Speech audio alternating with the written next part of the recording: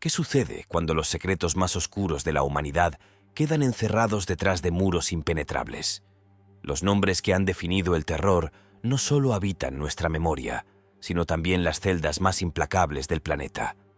Desde prisiones donde la luz del día apenas se filtra, hasta lugares donde el aislamiento mental es tan agobiante como el físico, hoy recorreremos los rincones más sombríos de las instituciones que contienen a las mentes más peligrosas.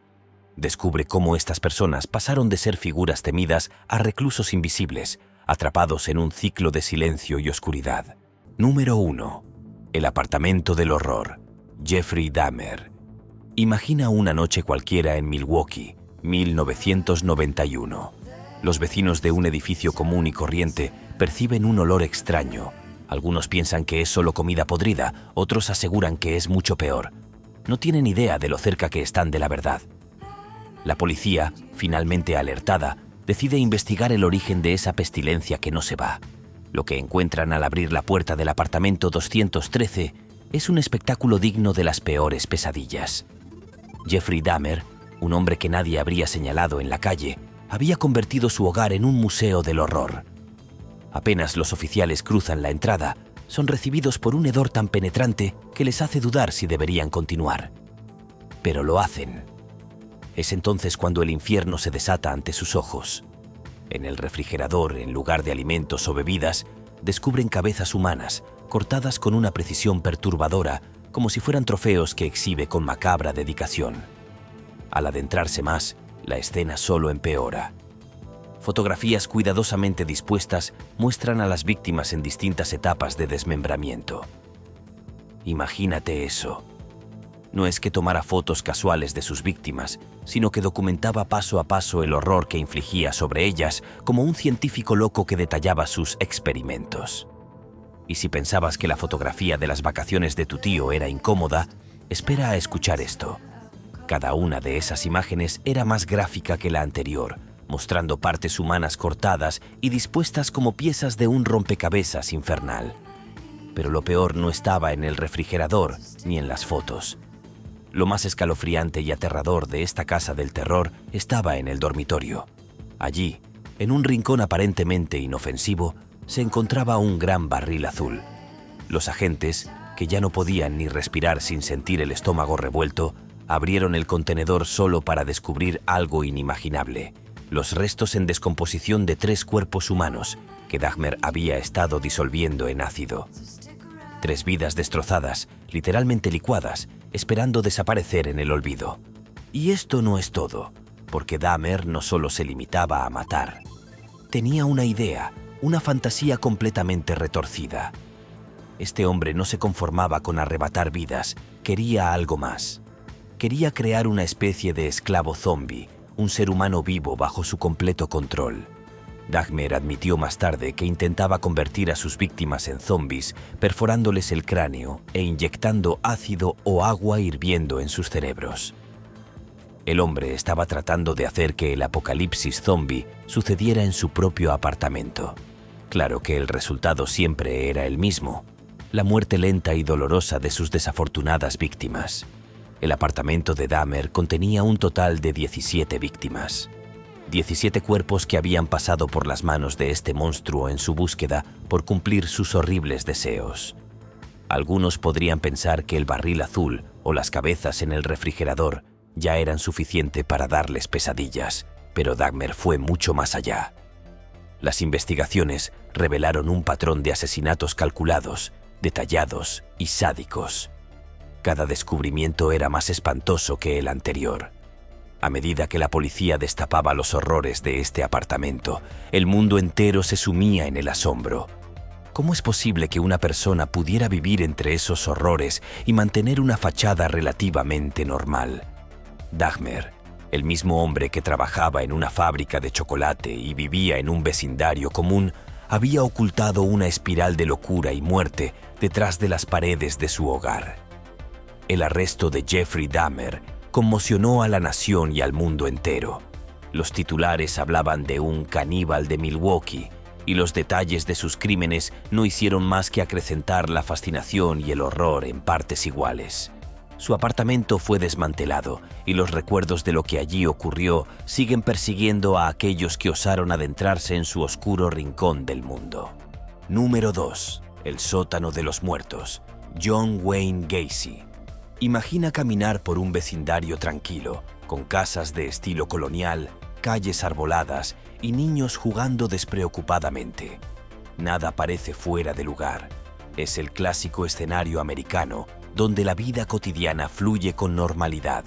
Sin embargo, en una casa de West Somerdale Avenue en Chicago se oculta un secreto tan oscuro que hizo temblar a todo el país. Esta es la historia de John Wayne Gacy, un hombre que escondió en su hogar uno de los escenarios más macabros jamás imaginados. Gacy, un hombre de aspecto amable, con una sonrisa de esas que fácilmente te harían confiar en él, era conocido en su comunidad por ser un miembro activo y respetado.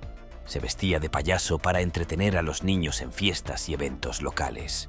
Pero detrás de esa fachada colorida y alegre se escondía uno de los asesinos en serie más crueles de la historia.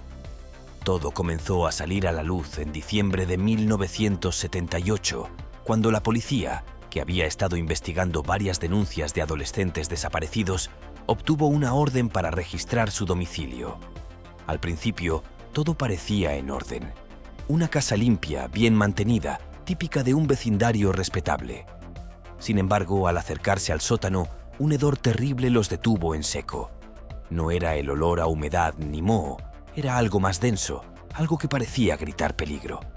Decididos a llegar al fondo del misterio, los oficiales comenzaron a cavar en el suelo de tierra del sótano. Lo que encontraron desafió cualquier pesadilla que pudieran haber imaginado. Uno por uno, los cuerpos comenzaron a aparecer. 26 cadáveres, todos jóvenes hombres y niños, enterrados bajo la casa donde Gacy había vivido y trabajado tranquilamente durante años. El horror en el aire era palpable. Los cuerpos estaban en diferentes estados de descomposición. Algunos habían estado allí durante años. Cada descubrimiento era una nueva ola de shock para los oficiales. La pregunta en sus mentes era inevitable. ¿Cómo es posible que alguien haya vivido con 26 cadáveres bajo su casa sin que nadie lo notara? El modus operandi de Gacy era tan escalofriante como sus crímenes. Solía atraer a sus víctimas, generalmente jóvenes en busca de empleo, con la promesa de trabajos de medio tiempo. Una vez dentro de su casa, las sometía a torturas inimaginables antes de acabar con sus vidas. Pero no se conformaba solo con matarlos. Los enterraba bajo el suelo de su casa, como si eso fuera lo más natural del mundo. Tal vez lo más perturbador de todo era la manera en que continuaba con su vida diaria, como si no hubiera hecho nada malo. Gacy seguía actuando en su comunidad, entreteniendo a niños y ganándose la confianza de todos. Pero eso no era todo. La policía, tras descubrir la macabra fosa común en el sótano, expandió la búsqueda a otras áreas de la propiedad. En el patio trasero encontraron 3 cuerpos más enterrados. Y como si fuera una horrible broma final, otros cuerpos fueron descubiertos flotando en el cercano río Des Plaines. En total, Gacy fue responsable de al menos 33 asesinatos. Cada víctima, cada cuerpo, era un testimonio del horror que habitaba en la mente de este monstruo. A medida que los detalles salieron a la luz, la nación quedó paralizada. La idea de que un hombre, un payaso, un vecino amigable, pudiera haber cometido tales atrocidades era simplemente inconcebible.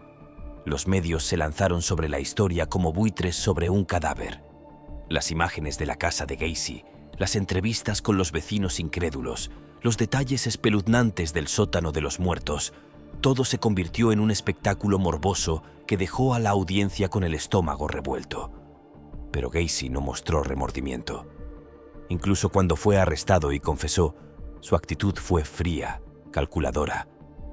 Admitió haber matado a 33 jóvenes entre 1972 y 1976. No intentó justificarse, no intentó negar lo que había hecho. Simplemente lo aceptó. En el juicio, Gacy intentó alegar locura, pero el tribunal no se dejó engañar. Fue declarado culpable y condenado a muerte en 1980. Número 3. La viuda negra de Laporte, Belle Gaines. En una tranquila granja de Laporte, Indiana, en 1908, el silbido del viento parecía llevar consigo más secretos de los que cualquiera podía imaginar. En este pequeño rincón del mundo vivía Belle Gunness, una viuda aparentemente normal que había llegado a la ciudad años antes tras la misteriosa muerte de su esposo. Pero lo que escondía detrás de su dulce fachada de mujer trabajadora era una de las historias más escalofriantes de asesinos en serie en los Estados Unidos. Todo comenzó con un incendio que redujo la granja de Belle a cenizas. Los vecinos se reunieron en torno a la escena, esperando consolar a la pobre viuda. Pero lo que se descubrió entre los escombros cambiaría para siempre la percepción que tenían de esa mujer que muchos consideraban una figura inocente. Entre los restos carbonizados de la casa, los investigadores encontraron algo mucho más siniestro que una simple tragedia doméstica. Varios cuerpos humanos enterrados en el jardín de la granja en distintos estados de descomposición. Uno de esos cuerpos, lo más perturbador, no tenía cabeza. ¿Podía ser el cuerpo de la mismísima Belle? El incendio no fue el accidente que todos pensaban. No era un capítulo trágico en la vida de una viuda desafortunada, sino la revelación de uno de los secretos mejor guardados de la época. Belle Gunness no era solo una mujer que había sufrido la pérdida de dos esposos, ambos en circunstancias bastante sospechosas, sino una asesina en serie que se había especializado en atraer a hombres desprevenidos con promesas de amor y fortuna, para luego matarlos y quedarse con su dinero.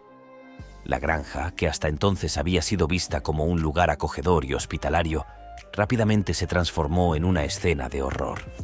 El equipo de investigación que se desplegó en la propiedad encontró más y más cuerpos enterrados alrededor de la casa. Todos ellos eran hombres que habían respondido a anuncios matrimoniales publicados por Belle en los periódicos locales. Los hombres llegaban a su granja con la esperanza de encontrar una nueva vida al lado de una mujer adinerada, pero lo que encontraban era una muerte segura. Belle no solo los mataba, lo hacía de manera metódica. Tras ganarse su confianza, los hombres depositaban sus ahorros en sus manos y poco después desaparecían sin dejar rastro. Los rumores sobre los desaparecidos crecieron, pero nadie se atrevía a sospechar de la amable viuda, al menos no hasta el incendio. Los investigadores comenzaron a atar cabos, descubriendo que los hombres que habían respondido a sus anuncios matrimoniales nunca volvían a ser vistos. Los cuerpos en la granja confirmaban lo peor. Sin embargo, el cuerpo sin cabeza encontrado entre los escombros del incendio planteaba una pregunta aún más aterradora. ¿Era realmente Belle Gunness?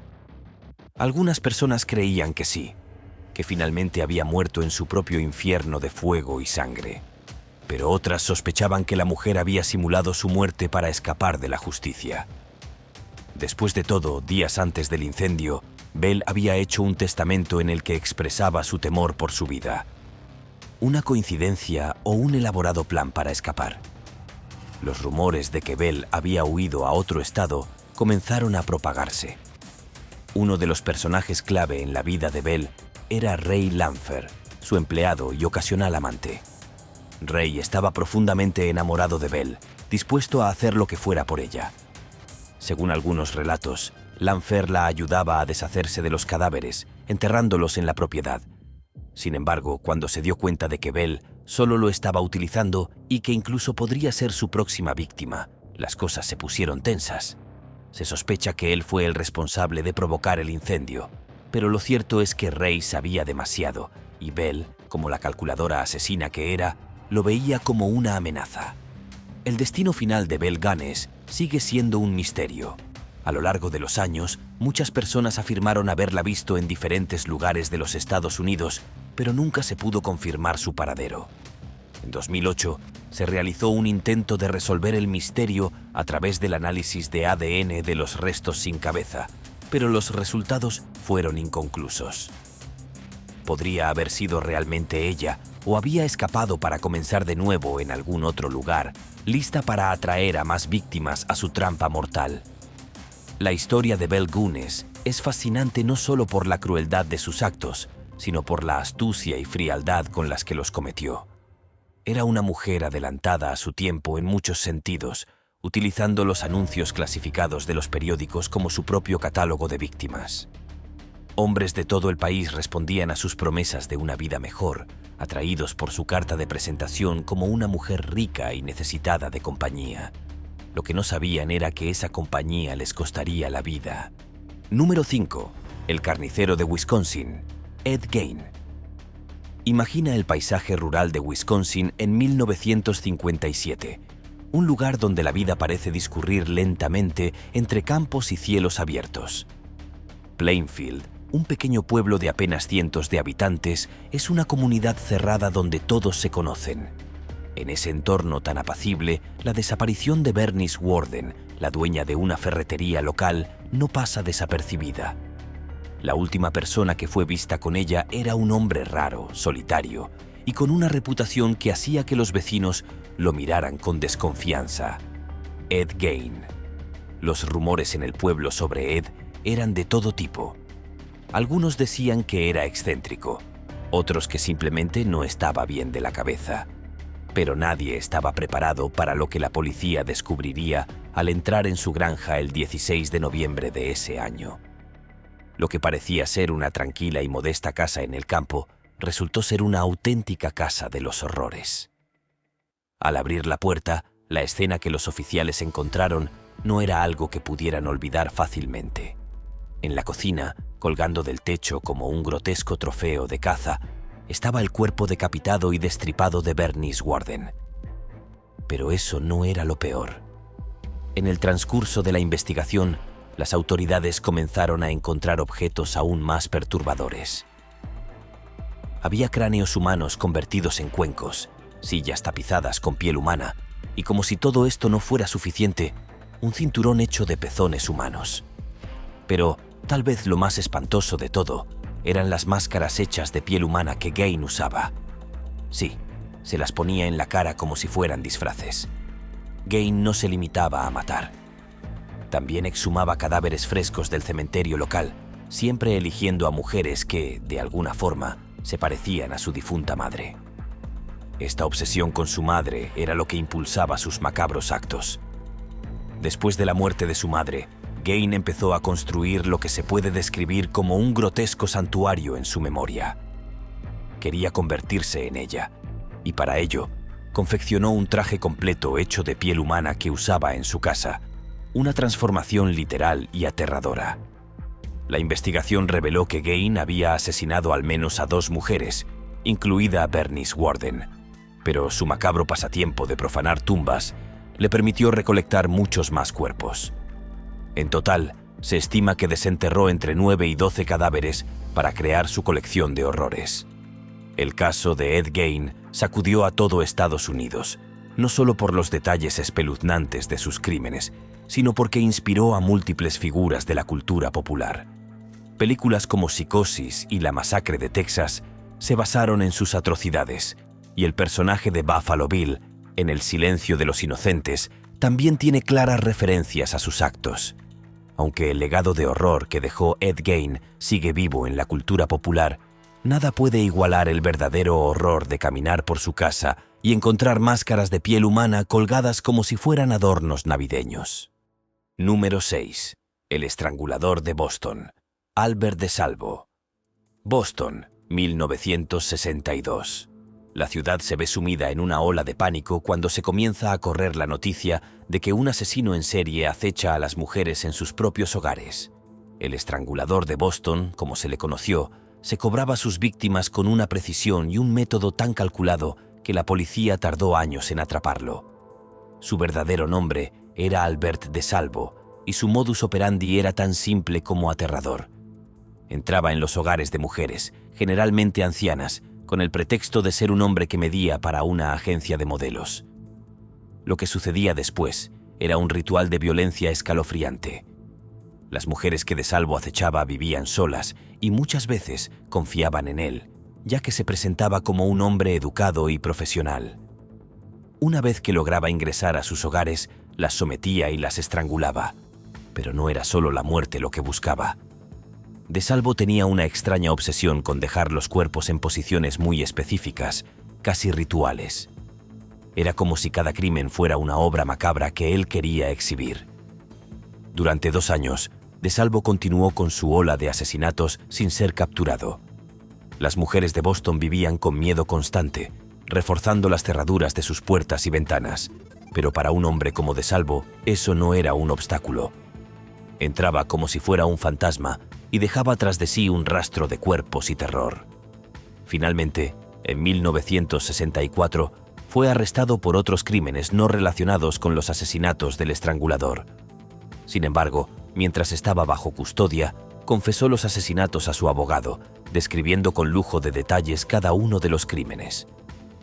A pesar de su confesión, algunos dudaban de que él fuera realmente el estrangulador. ¿Podría haber estado mintiendo para ganarse la notoriedad que tanto deseaba? No fue hasta 2013, cuando las pruebas de ADN lo vincularon definitivamente con una de las víctimas, que la verdad salió a la luz.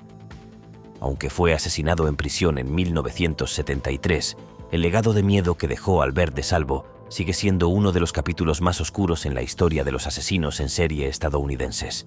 El simple hecho de que un hombre pudiera engañar a tantas mujeres para que lo dejaran entrar en sus hogares con un pretexto tan inofensivo sigue siendo una de las historias más inquietantes de todos los tiempos. Número 7. La casa de las fotografías. Rodney Alcala. Es junio de 1979 y una joven de 12 años llamada Robin Samsoe desaparece mientras iba en bicicleta a su clase de ballet en Huntington Beach, California. La desaparición de una niña tan pequeña sacude a la comunidad, pero lo que la policía está a punto de descubrir irá mucho más allá de un simple caso de secuestro. El cuerpo de Robin es encontrado 12 días después en las montañas de Sierra Madre, brutalmente asesinado. Los detectives pronto comienzan a investigar a un hombre que había estado rondando la playa el día que desapareció Robin, Rodney Alcala. Alcala no era un simple criminal. Este hombre, de apariencia carismática, tenía una historia oscura de crímenes violentos. Pero lo más inquietante de todo no era solo su historial criminal, sino lo que la policía encontró cuando registró su apartamento. Más de 100 fotografías de mujeres y niños, muchos de ellos en poses sugestivas, completamente desnudos o semidesnudos. La mirada en los rostros de estas personas, una mezcla de miedo y confusión, sugería que no sabían exactamente lo que les esperaba. Las imágenes estaban meticulosamente organizadas. Algunas fueron tomadas al aire libre, otras en el apartamento de Alcala, como si se tratara de una grotesca sesión de fotos. Para Alcala, estas fotos eran más que simples imágenes, eran trofeos. Pero el verdadero horror residía en la posibilidad de que muchas de estas personas fueran también víctimas no identificadas del asesino. La policía, en un intento desesperado por descubrir la magnitud de los crímenes de Alcala, hizo públicas las fotos en 2010, con la esperanza de identificar a las personas en ellas. Muchas siguen sin ser identificadas, lo que ha dejado una nube de misterio sobre cuántas más podrían haber sido víctimas de este hombre. Alcala fue condenado por el asesinato de Robin Samsoe y otras 4 víctimas, pero los detectives creen que pudo haber matado a muchas más.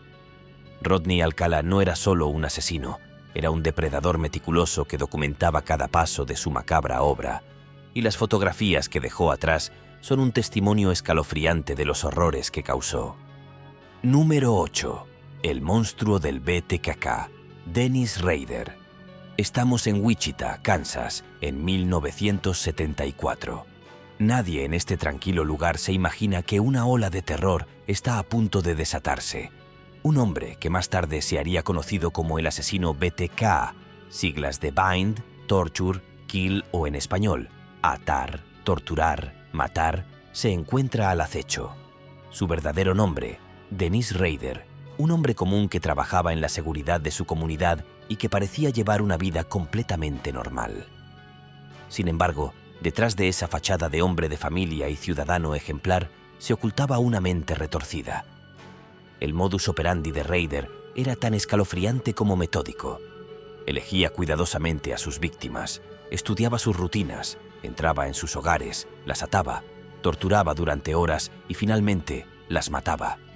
Todo esto lo hacía con una calma aterradora, como si fuera parte de un oscuro ritual que lo llenaba de satisfacción. Rader no mataba por necesidad, lo hacía por el puro placer de infligir terror. A medida que avanzaba su reinado de terror, las autoridades intentaron dar con él, pero Rader siempre iba un paso adelante. Se burlaba de la policía enviando cartas a los medios de comunicación, describiendo en detalle los asesinatos que había cometido y retándolos a atraparlo. En estas cartas, Rader mostraba una clara fascinación por el control que ejercía sobre sus víctimas. Les hacía creer que podrían escapar, solo para torturarlas psicológicamente antes de acabar con sus vidas. Los cuerpos de las víctimas de BTK eran una macabra obra de arte para él. Después de matarlas, se aseguraba de dejarlas en posiciones que consideraba simbólicas, casi rituales. No era suficiente con asesinarlas, tenía que mostrar su poder y dominio de una manera que él mismo describía como perfecta. Y lo peor de todo es que Rader no tenía prisa. Podía esperar años entre un asesinato y otro, sabiendo que la policía nunca podría atraparlo. La captura de Rader, que aterrorizó a Kansas durante más de 2 décadas, no ocurrió hasta 2005, cuando cometió un error. En su deseo insaciable de recibir atención, Rader envió un disquete a la policía creyendo que era imposible rastrear su origen. Sin embargo, los detectives lograron hacerlo, llevando finalmente a su arresto. Durante los interrogatorios, confesó haber matado a 10 personas entre 1974 y 1991. Pero lo más escalofriante fue la frialdad con la que describió sus crímenes sin mostrar el más mínimo rastro de remordimiento. Cuando la policía registró su casa, encontraron una caja de trofeos que había guardado durante años. En ella había fotos, ropa interior y otros objetos pertenecientes a sus víctimas que guardaba como recordatorios de su poder sobre ellas. En el sótano de su hogar también encontraron ligaduras de pantimedias, una de sus herramientas favoritas para atar a sus víctimas y asegurarse de que no escaparan. Dennis Rader fue condenado a 10 cadenas perpetuas consecutivas. Aunque ahora pasa sus días en una celda de prisión, los horrores que desató durante tantos años siguen vivos en la mente de aquellos que sobrevivieron a su legado de terror. El hombre que caminaba por las calles de Wichita como un ciudadano más, resultó ser uno de los asesinos en serie más calculadores y sádicos de la historia. Después de conocer los horrores escondidos tras estos crímenes, es claro que la oscuridad puede esconderse en los lugares más insospechados, y nadie es realmente lo que parece.